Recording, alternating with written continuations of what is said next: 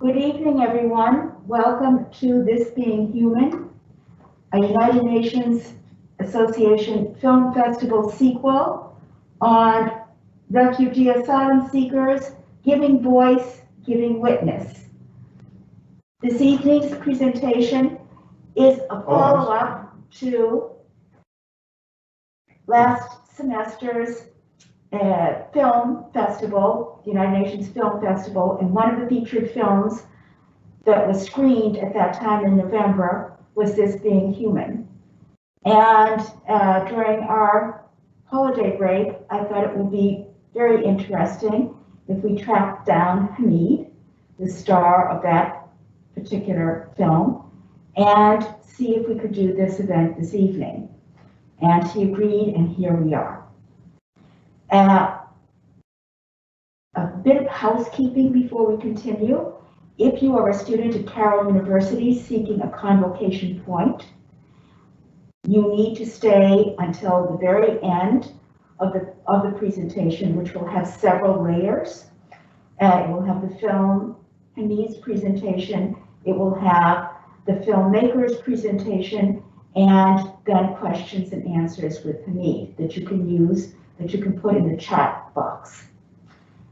If you leave before the question and answer session opportunity, then you won't get your convocation point because ITS is going to capture your email that you've signed into for this event at the very end of the event after the question and answer session. While you do not have to ask a question, it would be nice if you did, but you have to have the opportunity for a convocation point to ask a question, and that is why it will be captured, your email will be captured and sent to the registrar's office at the very end. We're going to put up some slides, 6 slides, because you might not know some of this terminology, so we want to be very exact, very precise in defining them.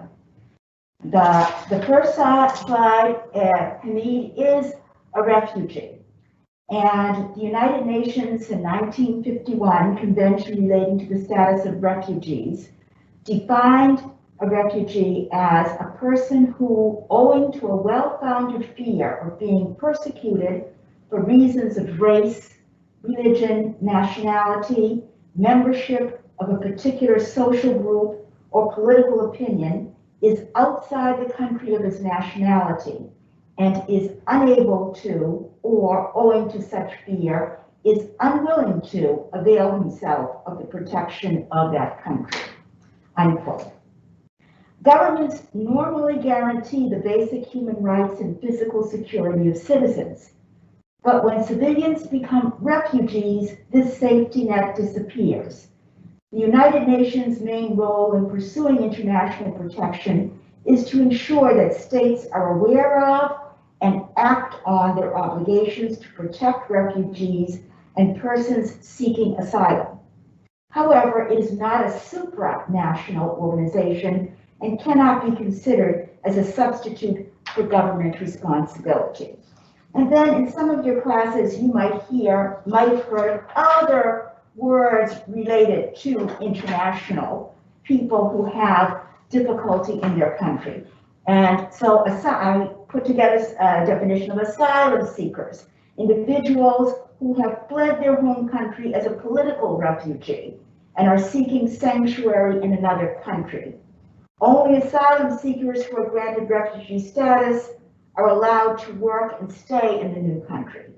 An asylum seeker may be a displaced person or an economic migrant. Every year, around 1 million plus people seek asylum. And you might have seen the caravans of asylum seekers from Central America on your TV in news programs. The next slide, diaspora. And diaspora, an example of a diaspora people would be the Jews after the Holocaust, a community of people from the same homeland who have been scattered or who have migrated to other lands for political, economic, or social reasons. And the next slide, migrants. And this is a general term. Any people who move from one country or place to another, usually to find work or better living conditions. The next slide, undocumented immigrants and documented immigrants. Undocumented immigrants are people who enter or stay in a country without proper legal documents and therefore might be subject to deportation if they are found. Individuals who have entered or stayed in a country with proper legal documents, of course, are documented immigrants. And those legal documents could be a number of types of documents, like birth certificate, resident card, refugee, travel documents, etc. And finally, detainees are immigrants in the custody of government authorities, waiting for a decision on whether they may stay in the country or will be deported. And so they are detained. And there are many detainees at the border and in other countries, such as neighboring United States, such as Mexico, who are detained for this very reason, and they are called detainees. All right, now we're going to show, we have a video recording of Amy Villette, and we inadvertently misspelled her first name. It should be A-I-M-I-E, but that only shows that even though we try very hard to be perfect, we are human and sometimes make mistakes. And it was too late for me to fix that, so there it is, but it's an I-E. Amy Villette is a delightful person. I have never met her in person, but we communicated with many communications via email. She is the filmmaker and owner of Real Witness Productions, and she is a filmmaker who will talk about a little about in a 3-minute presentation of this film, This Being Human, why she created it. And there is another film that she created that she will mention in this video recording, which will serve as a prelude to the film that runs about 13 minutes. Amy Villette. Hi, everybody. I'm Amy Villette. I'm the producer and co-director of the short documentary, This Being Human. I want to thank Carroll University for taking the time and initiative to bring forward films like mine to share with your students at the university. So thank you for having us today. I made this short film, This Being Human, as part of a series in response to the Trump administration Muslim travel ban that he issued shortly after he came into office in 2017. And I was really outraged by that act and the fact that that could happen here in the United States. And I decided to quickly shift the work in my production company to really focus on the stories of refugees and asylum seekers in the U.S. So my first film in this series was called Little Rebel, and it followed an asylum seeker from the Gambia. And we wanted to continue making films like this, and so we started to look right away. And it took us about 1.5 years to find and meet Hameed. So many refugees at that time were really scared because of this real culture of fear that the Trump administration had created across this country. And I'm thrilled that today we get to celebrate President Biden's work. And one of the first things he did was to reverse that executive order on the Muslim travel ban. But we have to remember that there was 4 long, painful years for the immigrant, refugee, and asylum community. So after looking for all that time, we heard there was this young man, Hameed, through a nonprofit called Refugees Northwest here in Seattle. We heard he was just this phenomenal young man, really driven, really smart, and really ready to share his story, and one that was about resilience. And so these were really the kind of stories we wanted to share that would inspire people and also celebrate those refugee voices in our community.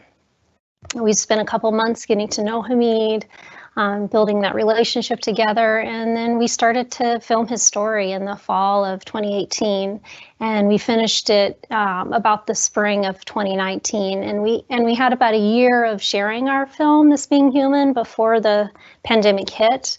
And so we had 25 or so film festivals and lots of wonderful community events.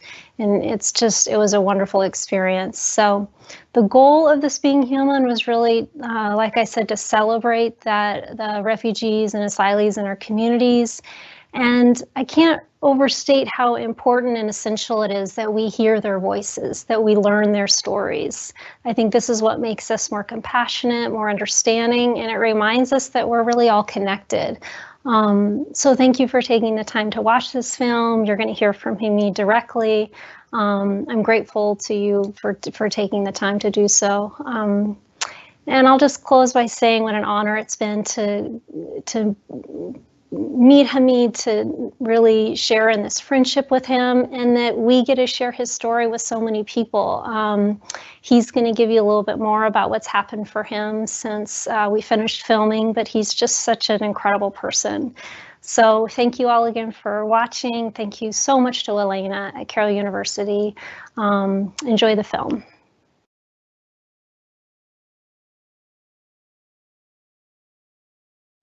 Before we start the film, I would like to express my sincere appreciation to our sponsors, Plowshare Education for Peace of Waukesha, and Megan Couch, the Director of the Office of Global Education, Diversity, Equity, and Inclusion at Carroll University, for funding this event this evening. This Being Human was part of the film festival, as I mentioned earlier, of the United Nations Association Film Festival in November that we showed last semester. And the theme was the power of empathy. And empathy means the ability to feel yourself in the same shoes as of the person that you are watching in this film at both an intellectual and an emotive level. And this film very clearly exemplifies empathy. And so I hope you enjoy it, as well as feel the emotions that the filmmaker tried to portray, and Hameed does so very well in the film. This is the story of Hameed, an Iraqi refugee granted United Nations guaranteed safe passage to the United States. A portrait of a young Iraqi who left everything behind at the age of 15 years old in a solo quest for a more peaceable future.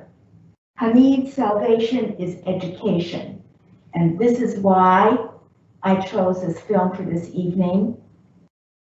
Please pay particular attention to Hameed's comments about education in the film. And he had a big altruistic dream that he will talk about later that has come true. Now the film.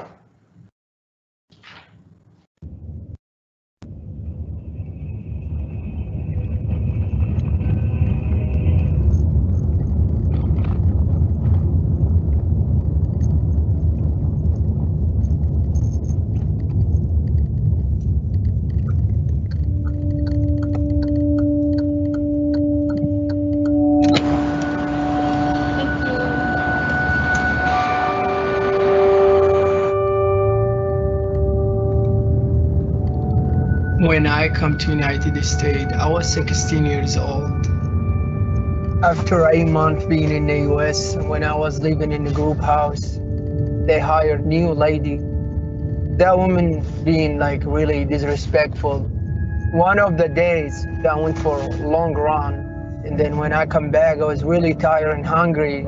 And usually they put the knives for the house in the office. So I went to ask for the knife.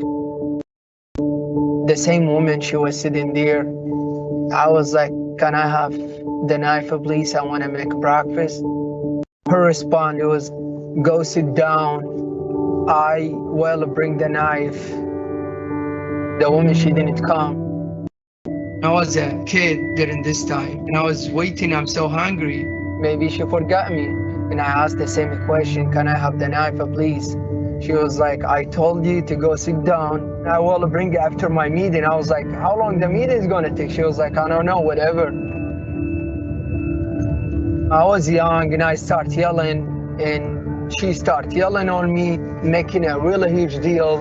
And then I left to my room, opened the door, and I saw two police officers. Both of them, they hold the gun on my face. She told the cop, I said, I'm going to kill her. And I have never said that word. I start crying. Then I explained them the situation. And I think they know she was a liar. I felt I'm not treated like a human, you know?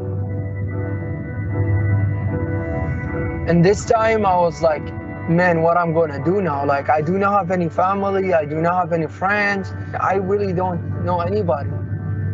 I feel like I gotta live in the street now, or what I gotta do. Maybe I should go back to my country.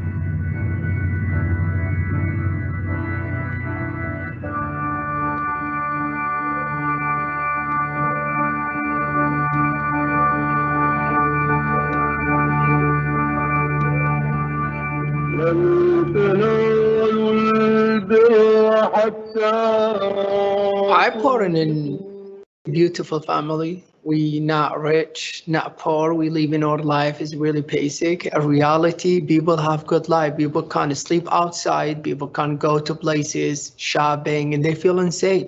But when the war started in 2003, I was 7 years old. From heaven turned to be, you know, to hell.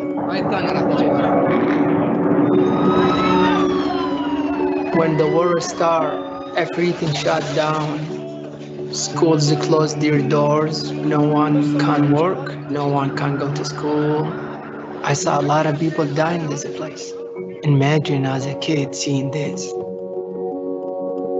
So my dad, he went in the morning to work, and then we didn't ever saw him again until a couple months. They find his body. Didn't make me feel I'm a child anymore. My generations from Sadr City, they grow up on war and see people fighting and stuff. All these kids, they like me. They gotta work to feed their family. I start work at age 8.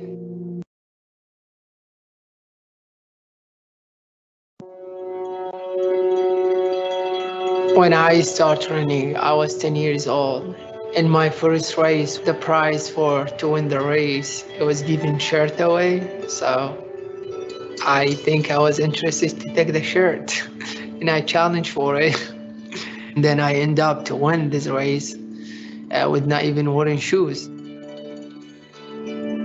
The coach, he always told me like, you have the talent, but you need to train it. I started training with him. There are 3 days a week I gotta go to the stadium. The coach, he always tell me like, someday you're gonna be run for a national and we will like go to different countries to run. I never left Sadr City. Go to different country. I don't know what it look like, you know? I run in the championship and I win it, and then my coach, he was like, you part of the national team to go to Lebanon. I was 14 years old. I remember everybody thought I'm not gonna do good enough. There's no way to, you know, to even be top 10. And then I run hard and I end up to be the champ. When I first entered to Lebanon, I remember I went to the beach and I have never saw beach before. And I saw people swim, people like playing. That's when I saw life. I don't know, I was feeling like I was in a dream. It really made me question myself if I live life. I realized that my life in Iraq, it wasn't life.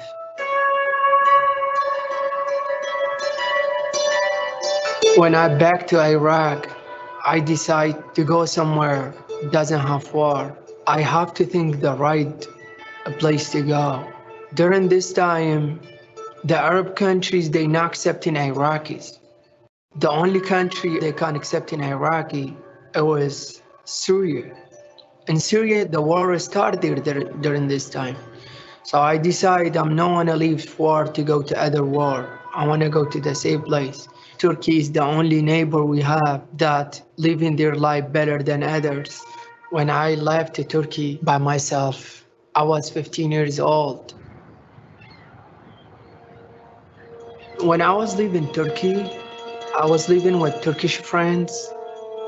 And then I was working in the kind of marketplace in their school nearby where I live. In the lunchtime, all kids, they get out from school and they go eat. I was wishing that's me.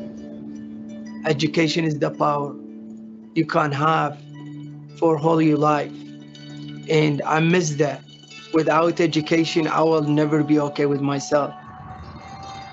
My Turkish friend, they helped me to go to the immigration place to have a paper to stay there without having a problem with the government. One of the interviews, a woman, she worked for the UN. She was from United States.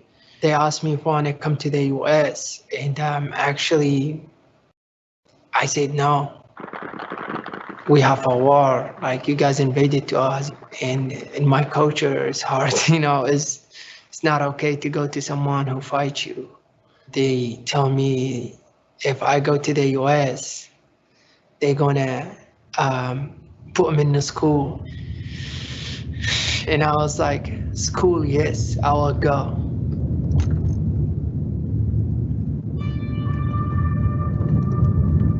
One person who working in the group house, she make me feel almost I'm not a human. I know group house is not the place where I want to live. And during this time, I do not know anybody.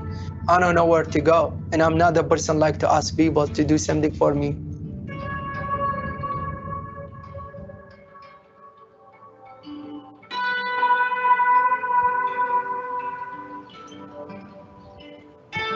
Run has always been my peace time, my time to think, to relax, to thinking about how I can achieve things. When I come here to United States, I wasn't speaking any English, but my leg was speaking loud. Now I try out for the track and field team. I made the 7 times to state championship. Every single meet, when I go run and win it, and people just yelling on my name, and I feel like that make me more connect to people and also help me to learn fast and meet new people and talk to them. I talked to my coach what happened in the group house. He was talking to teachers in high school if anybody have a place for me to leave, a room or something. Hey, Joey. Moving with Joe Vanessa is something make me feel like there's still good people in this world, because they really show me how a human being supposed to be and how we can help in each other without even knowing who you are or where you're from or what language you speak. They treat me as a family. We eating on the same table. We share everything together. This is the real family I'm looking for, and they give me my life back. Man. When I moved with them, I was a junior in high school. And the last time I went to school back in Iraq, I was 7 years old. June 21st, I got all my credit done and I graduated. It was an amazing moment. Like my family, friend, everybody was like on shock. You really did it. I applied for Central Washington University and I went there for a year in a quarter. And I applied for Seattle U. I got accepted on full ride academic scholarships. I want to be in PhD program and show how the war affect the Iraqi population with mental behavior, economy, how this war affect people, how they have different views in life. The war damaged everybody in Iraq. Damaged me, I'm the person who's sitting here. We all survive from something in life. We have to keep dreaming. Even kids who live in their country and they don't feel like they exist. Yes, you exist. You dream bigger than anybody else. No matter where we're from or where we was born at, we are human.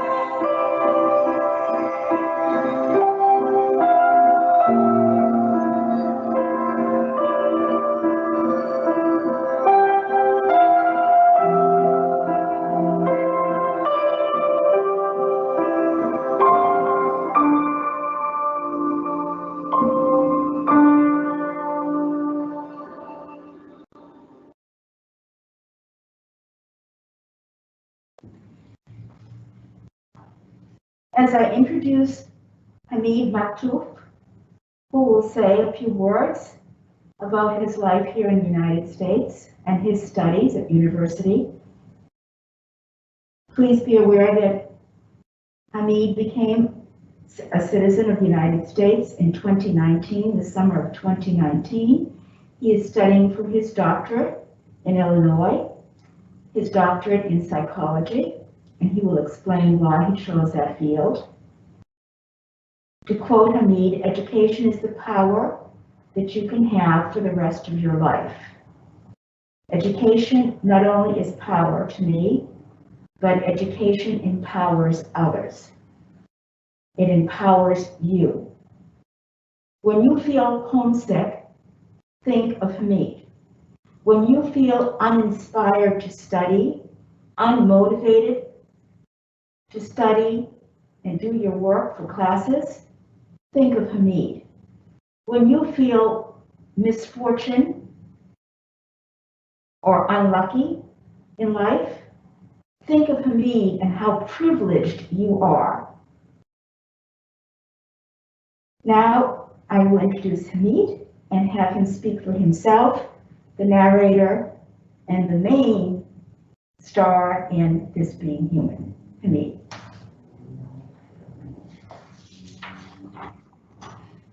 Hi, hello everyone. Thank you so much for having me here. It is my honor to be here with all you guys. I really appreciate it, and yeah, thank you for Coral University, for all people who with us tonight. I am Hameed Maktouf.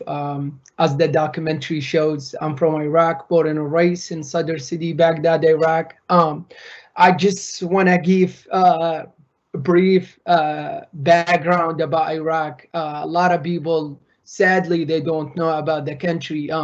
Iraq is one of the countries, like one of the richest country in many different ways. Like if we're talking about education, like Iraq is the first universities built in Iraq, Baghdad, 1,200 years ago. It's called the Al-Mustansariya.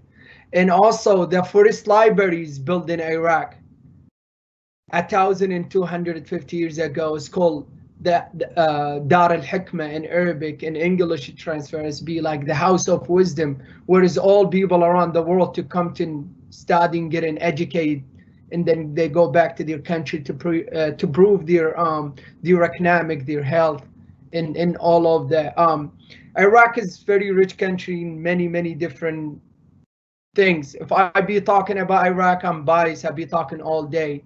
And also economic, Iraq hold the 20% of the world large oil, and that's by itself is tell you how wealthy this country. And but sadly, I want to say, when United States invaded to Iraq, they killed a 40 million people dream, and so many lives been lost because this war. And I'm one of the people who been affected from this war. And there is a million of children who live in Iraq and worldwide who never got the chance to attend to school and get an education. And I don't want to be negative. Let's go talk about positive. So I'm here. I'm in the United States. I got my undergrad from Seattle University. Now I'm at the University of Illinois, Urbana-Champaign. I got accepted in the counseling psychology, and in my main focus now, I want to be specialized on trauma, like how trauma being affected civilians, like water trauma,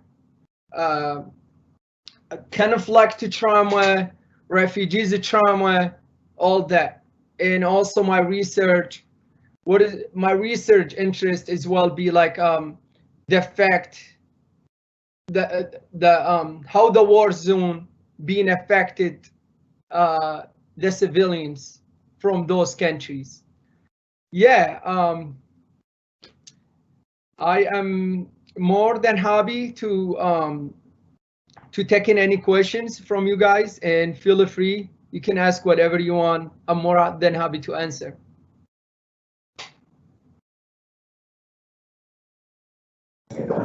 Watch for questions. Okay, so, yeah, okay. So you can talk, and there's no questions yet.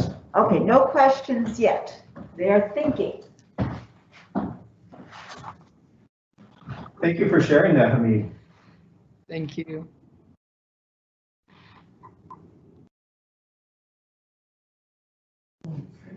So do you have any prompts for the students? Any thoughts about questions to get them going? Okay, well, maybe you need some prompts from me. You can ask Hameed about what he thinks of the United States. You can ask him personal questions that I think he might answer, like the food. What are his favorite foods in the There's a United question. States? Okay, the question here, it was an excellent question. How is your family doing now? My family doing great. Thank you for asking. They doing okay. You know, the country is still not not as stable yet. Still like there is some things going on, but they doing okay. Thanks God.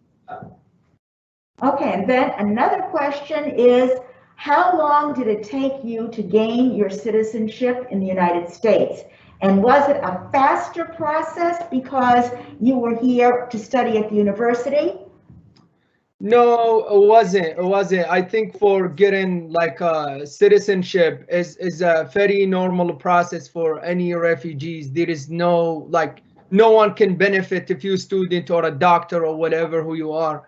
It took me 5 years, and this this is the normal time for any immigrant in this country who eligible to apply for citizenship. Do you still run? Oh man, run is kind of my philosophy now. Run, yeah, I still run. I still doing a lot of different sport. So yeah, just trying to keep my mental going. Trying to be healthy. And how did you deal yourself with the trauma of war and the trauma of coming to the United States all by yourself? Yeah, that's a good question. Thank you. Well, first of all, I was asking myself if if what we lost back in Iraq, can we take it back? The answer is no. Things has already happened. We cannot do anything about it. And personally, I cannot do anything about it. But the question is how I can prove myself as a person, as a human, how I can help my people, my community who being affected from this traumatic event, who's like those people who, who always seen the world negative in the place that no one should live in it just because what happened to them and to their families and how many people they lost in their life. So that's why I always thinking about like my people who like me, and I think this benefit me as a person, to grow, to cover trauma. I'm still like diagnosed to many different disorders, but the big reason is what I'm doing is here is doing it for me, to my people, and hopefully I can do something with it. And how hard was it to transition from Iraqi life to American life? Man, it's a huge. If you guys believe it or not, when I entered this country, I do not know speaking any English. I know only 2 words, yes and no. People ask me what's your name, I'll be yes. Where are you from? No, no, yes. That's it. It was very tough, And some point in my life, I just felt that like kind of blind person, like I can't talk, I can do anything, like it was tough, but I pushed myself to learn. So here we are. And Hameed, do you have contact with any members of your family? Of course. I talk to my family. I'm trying to talk to them every week. The school is hard, so sometimes it took me, even the weekend, just doing homework and meeting and all that. But yeah, I talk to them almost every week.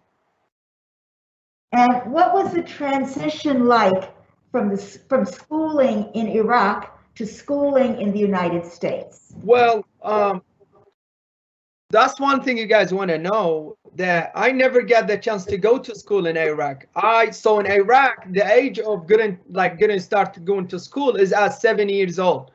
So when the wars happened, I born in 1996. So when the wars happened 2013, I was 7. That's like literally, that's when I started school. And then after 3 months, the wars happened, and then I never went to school again till I moved here to United States. I was 16, and then after a month or two, I turned 17. So technically, this is the first time for me to start a school in my life at the age of 17 years old. And when did you know that you wanted to study psychology as your major? Well, when I always have that, thought in my head, like if I want to, in the school, I want to be, a doctor. But at first, like I was, kind of surgeon, what is kind of doctor I want to be. And then when I moved out here, like I was diagnosed to be like, having like some anger, always sad, all that from the trauma effect. And then I start seeing counselor, and actually the counselors helped me, like, to realize, think what happened to my life, and it's make more sense to me why we should grow, why we should like move forward and not thinking about the negative things. So that's what I realized, that why people need that. In order to grow, you gotta accept what happened to you. You gotta believe what happened to you is true, but how I can help myself. So that's when I realized that that's like what I want to do in my life. And one fun question, how is the food different here in the United States from the food in Iraq, and which do you like better? Are you guys kidding me right now? Are you trying to compare cheeseburger with kebab and rice? There is no comparison. No, definitely Iraqi food, in my opinion, I'm biased, is really good. I love it. And so do I. Okay, when you are done with your studies, do you plan to go back to Iraq and to help your people? And it's signed Love from Palestine. Yeah, I mean, thank you. Yes, my goal is, I hope, as a human, we always have a dream. So my hope, my dream is, hopefully I can do something with my own experience when I get in my license as a therapy, as a counselor. I want to open, I don't want to say open, like seems like too much, but my hope is like starting open programs and start introduce psychology to those countries who often don't believe in psychology as a treatment. For many different reasons, like religion reason, cultural reason, and all that. So sadly, Iraq, one of those countries who don't actually seek into psychologists because they think like that's something, they should not do, or if a person sees psychology, they're looking at them in different way. They look at them like as something, like kind of like crazy or something. But reality is not. So that's my hope is. And actually, I wanna mention that my goal is, when I get in my doctoral, I wanna work with the United Nations with the program Doctor Without Border. So I wanna go different. I wanna travel to countries, refugee camps, and all that to work with people who suffering from trauma. And what is your favorite part about living in the United States? Oh man, my favorite part is the people. I met amazing people, beautiful people, and include like my American family, who like to me more than family now. Like friends, professors, teachers, friends. That's the most part is about it. Like when I was living in Iraq, we all have bad image about all Americans, but when I moved out here, man, the government is not the people. There is a huge difference. So they educate me. So thank you for that. And how do you like the education system in the United States? education system actually is good, but uh, I hope like I hope that education can change a little bit, because just to be honest, like education system is all run by European American. I hope we can in that, you know, next year we see like more um uh you know, ethnicity people, like minority professors, more like you know, like people who in charge on the system. And so yeah. Okay. What was the hardest thing for you to adapt to once you came to the United States? The culture is super hard. I come from very cultural family and country who have totally different belief and rules and everything, and that was really hard for me to adapt, like the culture, and also it took me a little while to learn the language as well. Yes, and that relates to the next question. The person wants to know how long it took you to learn English, and was the language barrier very difficult for you when you first came and didn't know any English? Yeah, I mean, it took me, I will say like probably took me 2 years to start like making sense. Like my first year, it was like I can say word, but probably I cannot make full sentence. It was tough, and yeah, it took me around 2 years when I start like talking. And what is the second question? Sorry. Um, What was that? How long it took you to learn English, and how was it like to be in a country not knowing the language at all very early on when you arrived? The language barrier. Yeah, it was tough. Some point in my life, like just to be honest, I felt I might not fit in you know, in this country, because I don't have any family member or anyone who can speak Arabic. The first year where I was living at, it was tough. And later on, you know, like I start to question myself, like why, what is the reason it brought me here? Why I travel all these miles? You know, millions of miles to get in here. So yeah, it was a little difficult. And what was the first thing that you ate when you came to the United States? That's so You funny. can tell that these are student questions, probably. Hey, seems like that person he like food. Well, let me answer that.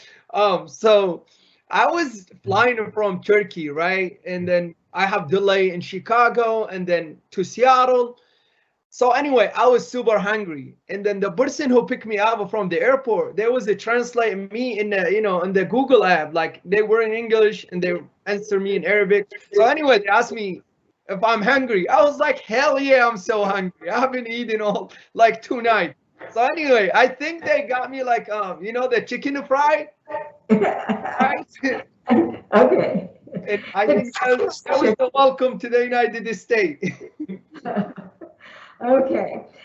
What was, if you could explain a little bit about the process of becoming a United States citizen, what was the hardest part of becoming a US citizen? Well, it was hard, you know, it was really hard process, because like in many different ways. Like if you want to get a US citizen, you have to keep you record clean, like from like anything, fighting, speed tickets, any all these issues. And I'm lucky that I was like all about to school, and it was like applying for the citizenship. The application was really huge, and the way too, like when they, you know, get your fingerprint and all that, it was like about, you know, 1 year just waiting to get in my citizenship. So I think that's the process. And you, of course, had to take a citizenship test. Uh-huh. What was that like? What types of questions did they ask? How long did it take? So they want to know about the citizenship test. Yeah, so the citizenship, actually, it was So they change it. I think every year they change some questions. There is 100 questions, but every year they update the questions. So anyway, they give you 100 question, but the only like they're gonna test you on 10 question, and if you answer like 7 without any wrong answer, you pass. So to me, I was like, before the citizenship, I was practicing all the 10 questions for 5 months. I got to the point when I know 99 question, and and I went to the test. I was so nervous, so scared, like whole week when I give me like when they give me the day for the test, and actually literally took me 7 minutes. Okay, so you aced the test. Okay. Yeah. Okay, how is your doctorate degree going? So maybe they want to know maybe what point you are in your doctorate degree and how things are going with your advisor and your writing, or where you are in that process. Yeah. So this is my first year. I just graduated last year from undergrad, and I'm so lucky I got accepted straight to the doctorate program. So yeah, this is my first year, my second semester, and it's going good. A lot of work, a lot of so many things. Like I'm adopting new life right now, and but in the end of the day, it is what it is. That's what I signed for, and I have to be responsible of what I agreed to do. So it's going good. I'm lucky to have amazing advisor and amazing like people out here. So it's going good. Okay, and this person wants to know how old you were when you came to the United States, and you did mention it, but maybe mention it again. And it's a foreign exchange student from Germany at Carroll, and I would like to add that foreign exchange students might be homesick and how you deal with homesickness. So how old were you when you came to the United States, and homesickness from your country? Well, that's really tough. Like okay, I come to United States. I was 16, but actually, like after 2 months, I turned 17. So technically, I was 17. And when I left Iraq, I was 15. So I went back to Iraq in 2019. I was already 23 years old. So I didn't saw my family for 7 years straight. It was tough. It was hard. But I think like in the end of the day, the person has to ask themselves, like, what I want to do with my life. If I sit with my family, with them at home all the time, if they're gonna give me my degrees, they're gonna give me like something I want to achieve in the future. I think the answer is no. We have to sacrifice sometimes in order to achieve things in life. So my payback to getting my degree, it was like to not see my family every month or every year. So, but I'm thankful, they proud of me, and I'm proud of them as well. So we work it out. And as a student, like homesick is happening to anyone. Like literally, you can take a trip to anywhere, like from different state to other states. You already feel homesick when you spend like more than 5 days also.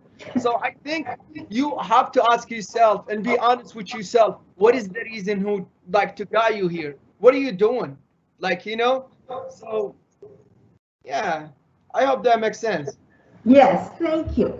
And regarding the war in Iraq, do you think that the American media has portrayed the war in Iraq fairly, unbiased, or do you think that the news here in the United States on the war in Iraq was biased from your perspective? So biased, straight up. The news, also the films they make about the Iraq war, the article they publish about the war and people who been affected from trauma is so biased. It's not fair for the Iraqi population. The reason of the wars, it was unbelievable. And yeah, like as an Iraqi, no, before as an Iraqi, I'm a human being. As a human, we gotta thinking about the right thing. Like when they make movies, they always trying to make a hero of like a poor people and make the people from the country look like like an animal, look like a terrorist, look like all that. That's not accepted. This is not right because we didn't invade United States. United States invaded to Iraq, and that's by itself telling you the story. Like why? And actually they didn't show the truth. They didn't show how many people being killed in this war, how much the Iraqi being paying off of this invasion until this day. So Okay, thank you. This is somebody who is in track, and they want to know if you have any tips or advice for track athletes. man, just keep it dreaming, keep it dreaming. Always dream big. Don't dream about one meet or or two meets or like made a state or you win. Keep it dream big, and take it easy on your body and on your mind, and don't pressure yourself. Just believe in your ability, believe you will make it, and work hard. That's it. And be humble. Don't forget that. Okay, thank you. This person thanks you for being here and sharing your story and wants to know if you have any recommendations on books about the Middle Eastern history, personal stories, or anything that's important to read about the Middle East. This person says, I find the Middle East to be very complex, but would love to understand more. Well, there is many different books. There is many different like articles. There is many different documentaries and all that. But what I could recommend is the book of Ibn Sina.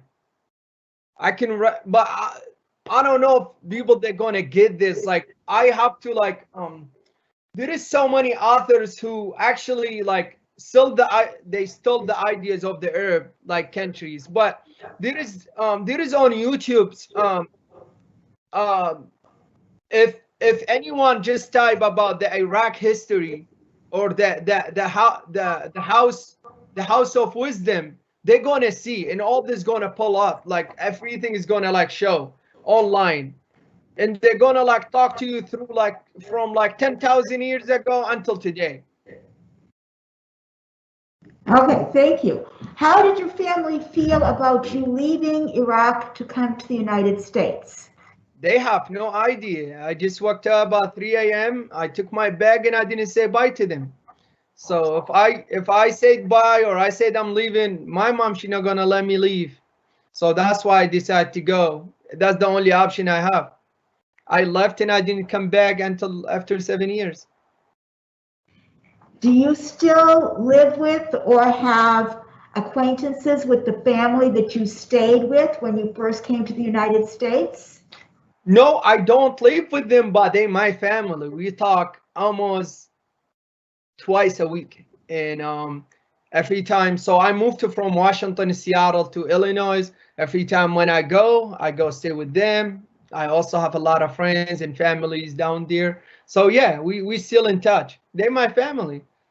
Okay, that's great. Was it hard for you to get into the routine of being in school to get your degree? And what educational challenges did you face when you were getting your degree? Every day, every single day, there is a challenge. Open my books and try to read. This is a challenge. Taking tests, thinking about homework, this is a challenge. But the thing is how I can keep my brain and keep myself into it, how I can get my work done even where there is a challenge. So yeah, challenges happening every day, but they not gonna face me. That's excellent. And I should adopt you as my student. Okay, what happened to the woman from the group home? Oh, the woman, I have no idea. We didn't show it in this documentary. Actually, they kicked me out from this home. The woman, she was so racist, and they kicked me out. And after they kicked me out, I never went back. They sent me my clothing, and yeah, but I have no idea. I think I don't know. I never went back, but I assume when she quit this job or she working, so I don't know. Okay, thank you. And it took you, you said, 5 years to learn English. correct?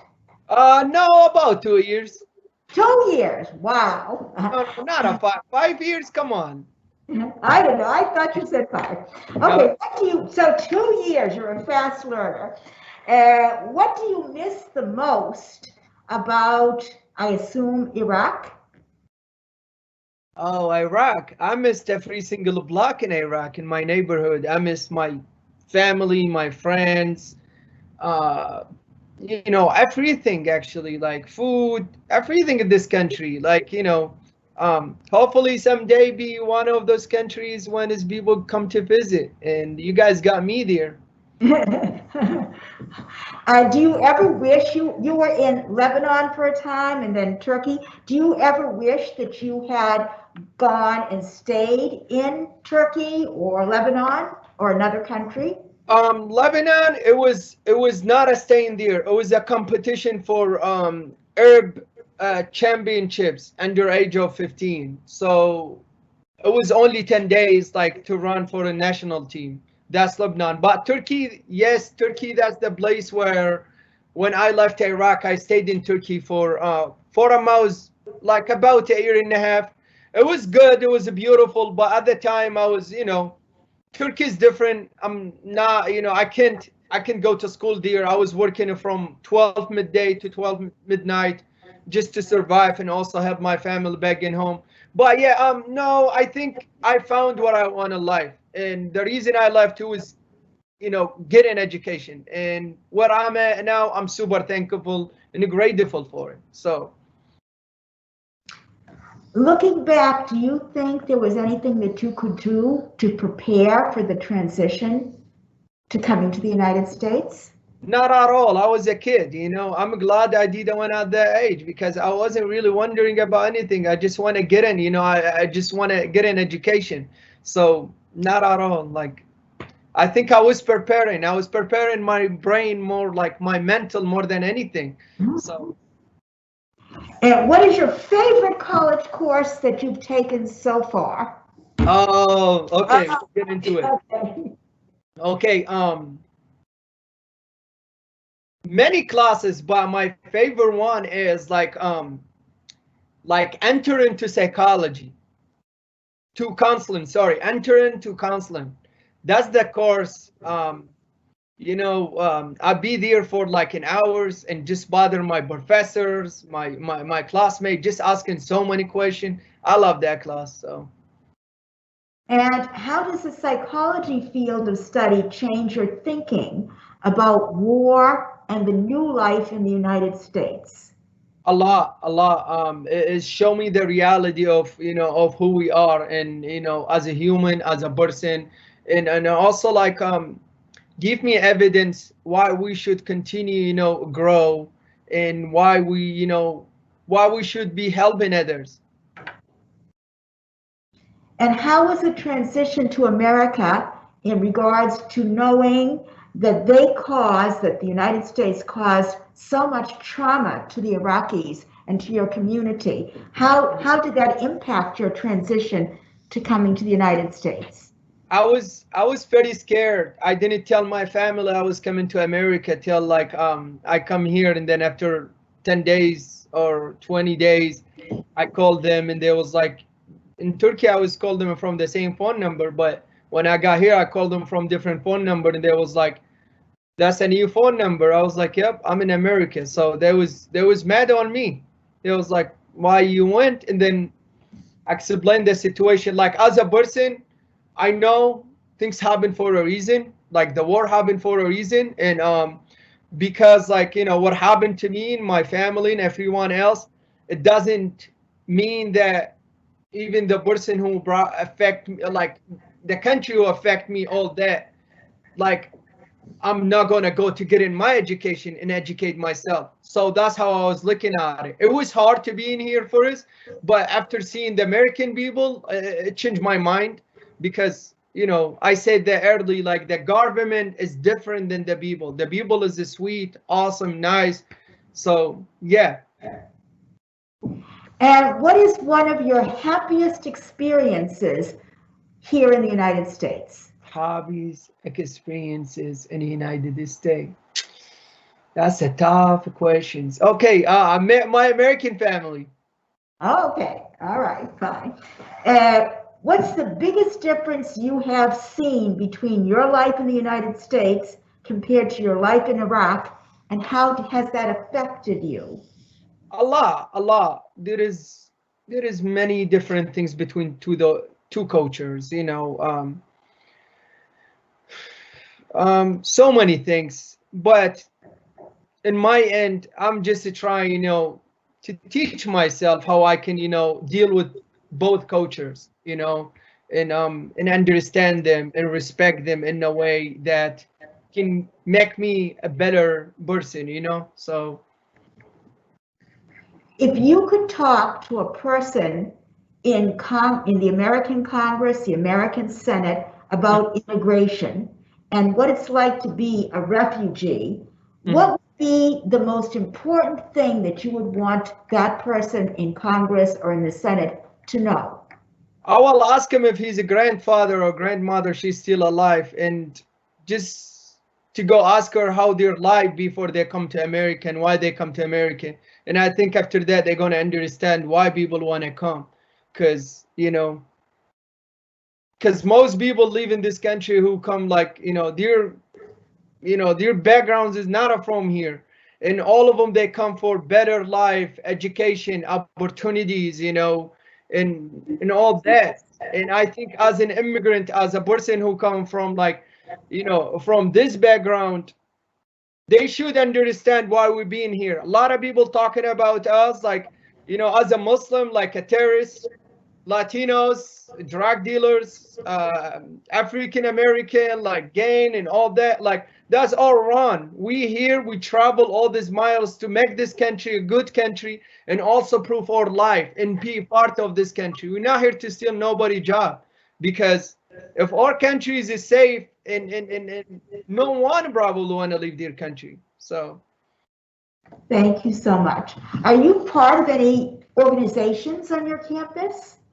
I'm not. I'm not. I'm trying. I moved out here during the pandemic time, so I really don't know a lot of people out here. And yeah, but hopefully someday I'm trying to do a lot of work of with high schools, middle schools, colleges. I'm trying to do my best, you know, to talk to people about immigrant people who like me and why we should deserve that opportunity to be here, and why people should be agree to have immigrant to see us in the real picture, because a lot of people show us in a different doesn't show who we are. So And how has your culture influenced your decision to pursue a doctorate in psychology? my culture, Yes. I don't think has to do. I don't know if it has to do with my culture, because I think the decision is coming from my, kind of my belief in my heart that, I need to do something that I have been, suffering from, to help people who's suffering from the same effect I have been having. So I really have no idea if my culture has to do with it. What are the medals behind you? Yeah, I see them. Yes, I can see the medals. Wow, there are more than we saw before.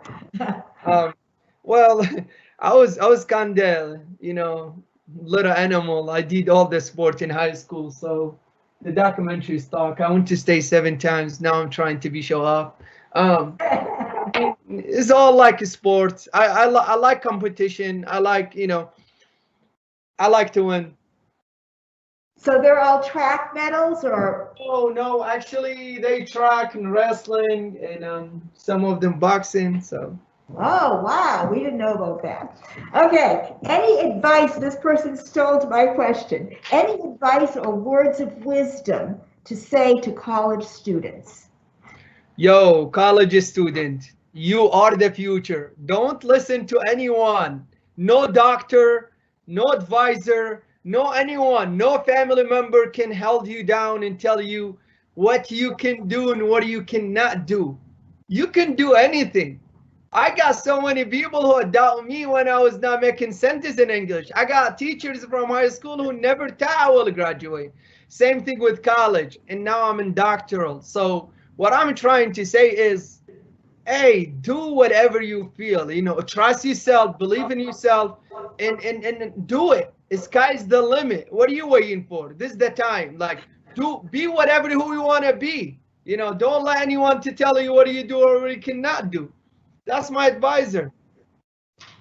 Okay, have you faced any discrimination since you came to the United States? Yeah, hell yeah. What are you talking about? Hey, brown person, you guys can see the skin. Oh yeah, like people always look at me. I think it's sad to say that a lot of people in this country, they treat you on how you look or the way you speak. That's very normal things. It's happened many times, but I guess I'm bigger than that. I'm not gonna go low down to their level. Okay, thank you. What are the most popular sports in Iraq? Soccer, which is football. By American, they cheating. It's the handball. Football America is the handball, and football is the soccer. Worldwide known. How did you deal with the group home from your childhood? Do you still talk to any of the people or know any of the people in the group home? Sorry, the group home in America? It doesn't say, so. Well, just to make it clear, so in Iraq, I used to live with my family, but when I moved to America, my first when I moved here, they put me in the group home. But the group home, I still have some connection with people, but most of the people I was living with, they don't speak in Arabic. There was Latinos and a lot of kids who been suffering from a lot of problems like drugs and all that. So I still in touch with two of them, but the rest I don't really know what they doing right now. What was the biggest culture shock when you came to the United States? Oh man, the girls talking to me. I was super shy. Okay, I completely understand the reason why psychology may be frowned upon, as I too am foreign. How do you plan on changing that perspective of psychology being frowned upon as a major, as a discipline? I think in psychology there is many different majors. Like we have social psychology, counseling, and going on and on. But in my opinion, like from my own perspective, I want to choose like what I've been learning in college, like as a counselor. I want to, I'm hoping to, to be one of the reasons when we can open like counselor centers in the world. And that's my main idea and my full passion. But go down to psychology, all the social and all that, I don't really see myself I can change anything with it, because that's not what I'm passionate about. I'm passionate about like treat people and make people like make people have still have hope in this world. Counseling, yes. Yeah. As American students, this is a privilege question. As American students, I feel we may take education for granted. What is your best advice to humble us? I think you're already humble because you're asking a wondering question. I think you are humble, but what I can say is take education seriously. Meet people from different around the world. We lock in this country, we can see people from all around the world. Talk to them, ask them about their background, culture, and all that. Education is not only sitting in the classroom and taking notes and listen to the subject. No, education is more like when you learn from people, when you have discussion with, culture, religions, background, and all that. I think that can gonna have impact on each person to understand how education important to others, and hopefully can people see that how hard to a person to get an education. Yes, I agree. Do family and friends come to visit you from Iraq? No. And no. But if they were to come and visit you from Iraq, what would you show them about the United States if you had visitors from Iraq? Okay, if I have visitors from Iraq, I hope so, someday in the future. I will show them, the universities, show them museum, show them like, the cool part of the country. I don't want to take them to Iraq and Chicago. So just keep them away from that stuff. So just show them the good part. Ah, okay. And since it took you 2 years to speak English fluently, to learn English, how were you able to build relationships and make friends in those 2 dead years when you were still learning English? Oh no, I was bothering people even when I wasn't making sentence. I was a broken English speaker even after the 2 years. Until now, I'm still a broken English speaker. So anyway, no, I think I love a human being. I get my energy from people. So I like to have communication with people. Even when I wasn't speaking English, I literally I was watching people hand movement and I just having connection. I think the hard language is more speaking than, speaking with your mouth. That's what I used to have with people. And how were you able to support yourself financially so that you could get into college? Hey, I'm from Iraq, so we work hard for things. I was lucky, so when I was in high school, I was working part-time after school and go to the practice, and I'd be the science. I was working science dude, staying in the city for insurance company. So I was working there. I was working about 20 hours a week. So that's what I was doing. I saved some money. And then when I got to college, actually I got 14 offer scholarship from universities for the sport.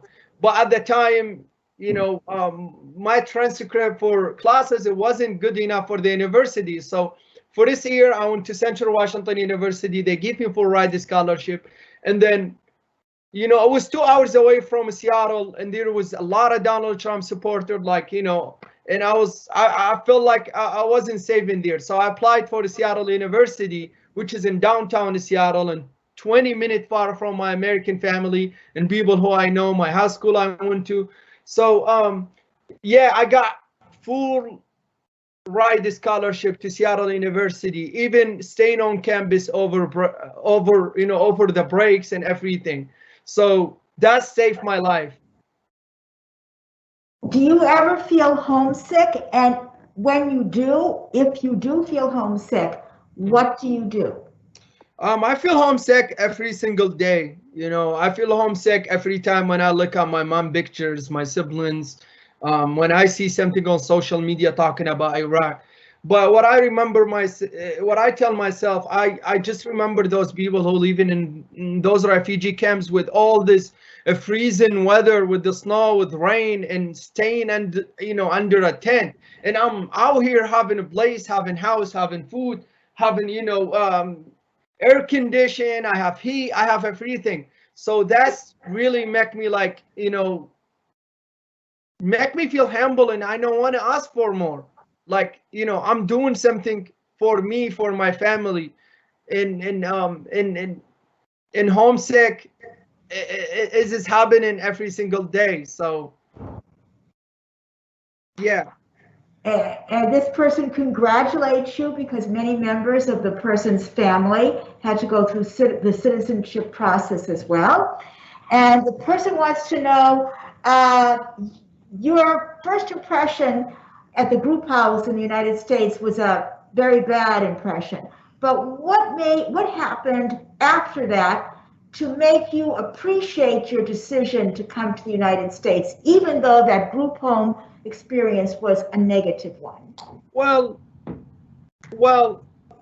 I think the company or the people who brought me to this country I appreciate them for life, but I think they make bad decision to put them in the group house, because the group house was shaped for people who have mental problem, which is drugs, which is some serious problem. And I wasn't, I was a person who come like from, you know, different culture, beliefs, religion, and everything. So that it was like bad idea for me. I was feeling like in a jail because we cannot go out without, you know, write down the time, and we cannot have any visitor. We cannot go anywhere without somebody watching us. So at the moment, I felt like I'm in jail, and that's why I didn't really like the group homes, because I'm a free, I'm a human. You know, I can go I can do anything I want. So that's the things. But later on, when I found my American family, when I found my coaches, my friends from high school, I felt that I'm fitting in now. Like that's who I supposed to be, and these people treat me well, and I treat them well, and that's where like my, you know, my views start changing. So. And this person wants to know, where are you living? Are you living in a dorm, a residence hall? Are you living in an apartment? Do you have roommates? Oh, come on, guys. I'm a big boy. I'm done with that. 40 years ago, I mean, 1 year ago, I stayed in the dorms and all that for 4 years. So, no, actually, I have my own home, 2 bedrooms, living room, backyard, front yard, all that by myself. I guess, you know what they say, hard work is pay off. I think maybe start paying off for me. So, yeah. Very good. Do you plan on applying for dual citizenship, for both citizenship for the United States and Iraq? I have them both. I already have them. Dual citizenship. Now, you didn't have to sacrifice your citizenship, your Iraqi citizenship, to become an American. They didn't ask for it, so they don't really ask for it. If you want to keep your region, like the region citizenship, you can keep it. So they didn't ask for it. I have them both. Okay, that's good. What were your main races in track or XC? Oh, okay. Cross country. All right, big talks. Okay, I run mid distance and long distance. So I run a mile, and my time for a mile, 4 minutes and 28 seconds, and 2 mile I run 9 minutes and 42 seconds. In the cross country, I run 16:15, 5K cross country. Okay, that's good. What was the process like of coming to the United States? I think that they want to ask about, in the film, you were designated as a United Nations supported refugee. So could you explain that? Did you have to fill out paper? How was that decided? If you guys believe it or not, I promise I have no idea. I have no even idea about what the United Nations is. So the only thing is I entered Turkey without paper, like literally I crossed border. Okay. And then I was working in the city, and then the police, they caught me. And then likely the guy, I'm so lucky, the guy who I was working with, he's a friend with the police officers. So they tell him that they ask me for papers. I have no papers. And then they tell him like he cannot live in here. Like if we call him again, you got to send him back, or you got to take him to the immigration office in Istanbul. So that's when the guy who I was working with, and he's a friend, they took me to the immigration place to just get in papers, because they allowed immigrants to have in papers, like kind of green card, not a green card, but paper to stay, and you have to like renew it every 6 months. So yeah, and that's where everything is start. I don't know what the United Nations is. You left out, we say. From your perspective, what are some of the biggest flaws in the systems of the United States? So defects or flaws that you can identify. I don't know if they mean the government or the society. I think the racism. Racism. If we forget about colors, we really be great country. Not Trump great. No, we be really great country. And related to that question, do you think that the media in the United States is biased toward refugees, and therefore biases the American perspective on refugees? Well, well, I think they are like most medias who like run by those billionaires who like people who races and all that. Like, of course they're gonna show immigrant in a bad image because they don't want to have them here, and yeah, but there is some like some good like news and medias like they talking fairly about immigrant and refugees. So And how do you think that you can make people understand who are biased toward refugees or biased toward other cultures, that they're saying the wrong things when they have a stereotype type of another culture? yeah, and talk to them with the respect, educate them with calm, like make yourself calm and believe in what you're saying, and just talk to them about the truth. If they taking it, they taking it. If not, they taking it. It's not my problem. And sometimes what I'm seeing from my own experience about this country, what I'm seeing is actually people like people kind of like keep just learn what they've been teaching in the schools for all these years. They actually do not know the right, like they don't really have the good idea of like immigrant or refugees. They just being taught in one subject over and over and over. So And if you could have chosen a different country, if you could go back in time and change the country that you would have chosen to go to live in, would you still choose the United States or will you choose someplace else? no idea. Just give me education at the time. Anyway. And this is a good question. Who or what is your biggest inspiration and why? Oh, come on. You cannot ask me that question. That question is hard, man. Okay. Can I answer with 4 or 5 people? Yes, yes, I give you permission. Okay. I go with Gandhi from India. I go with Nelson Mandela from South Africa.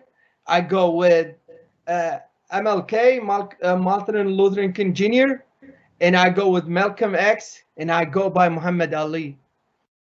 Excellent. Have you tried deep dish Chicago pizza? Oh yeah, oh my God, that pizza is heavy, man. I couldn't even finish it. Neither could I. Okay, which achievement so far are you the most proud of all of your achievements? Um, Actually, they taking the decision at very young age and leave for a reason. That's my biggest achievement that I always wake up every single morning and be thankful for. So, and I'm still like what I have done. I still thinking I'm just starting. So hopefully in the future there is many things I will be proud of. And besides track, have you found a love for other sports like football or baseball? And do you like the Packers or the Bears? That's handball. What? You call it handball. Oh, hand. Okay. I just want to be silly with you guys. Baseball is too wide for me, so I'm probably not doing baseball. um, um, I First I didn't like American football, but now American handball. Sorry, handball. So after 2 years or so, I start like it. So one thing I wish I had done in high school probably be playing football. So yeah. And when you came to the United States, what did you bring from Iraq, if anything? Yeah, well,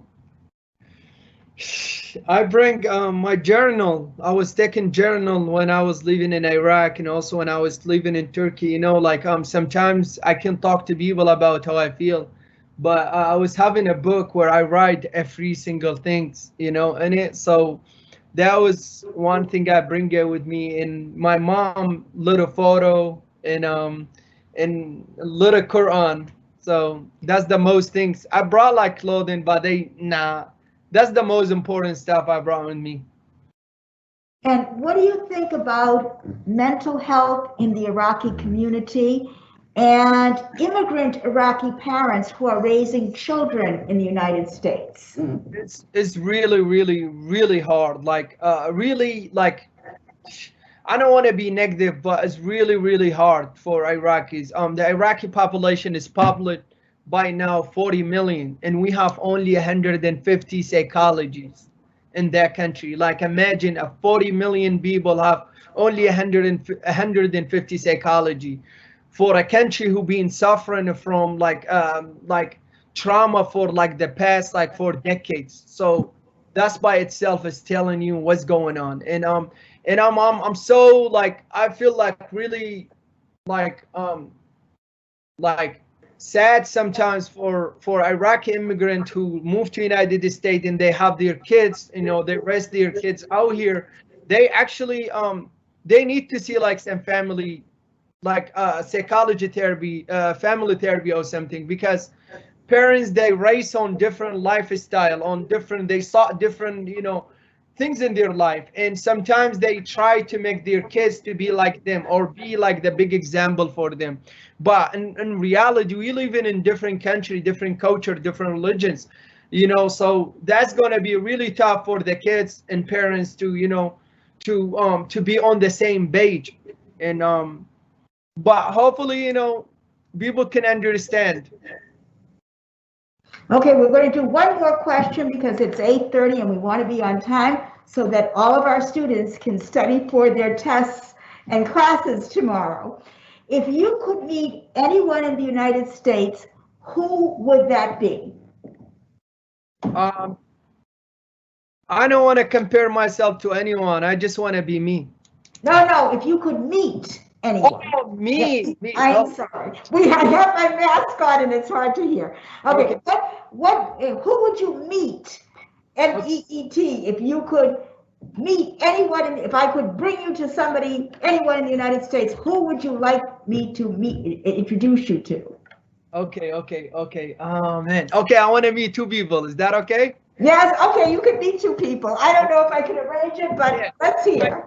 My uncle Barack Obama, the guy who brought me here, I appreciate him, and I wanna meet Bill Gates.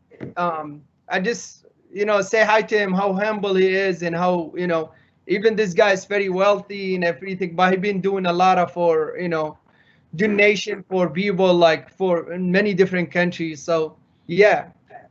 Okay, thank you so much, Hameed. Why don't you say a few words to close to the students that you think that might be important? And we also have people from the community who are watching. I don't know how many of each, but if you could say to our audience something that you would like them to remember before we close tonight.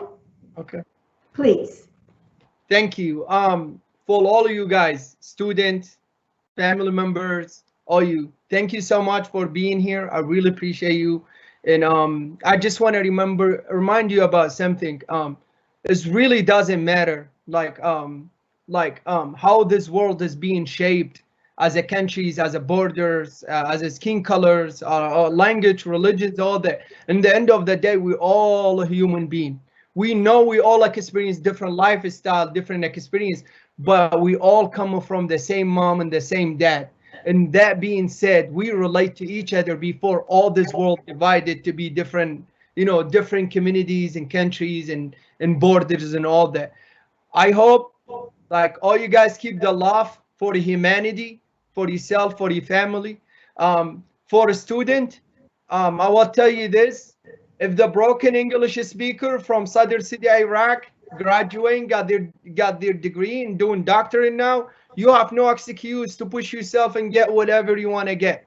Life is, you know, is a trip. So take the best of it and continue doing well. Continue shining in your classes, in your school, with your friends, community members. Please remember those people who are in need, like immigrant refugees or whatever who they are. Continue keep the love. Continue vote for people who can make this country is a great place, not the people who try and divide us. Keep the love, and God bless you all. Thank you for having me.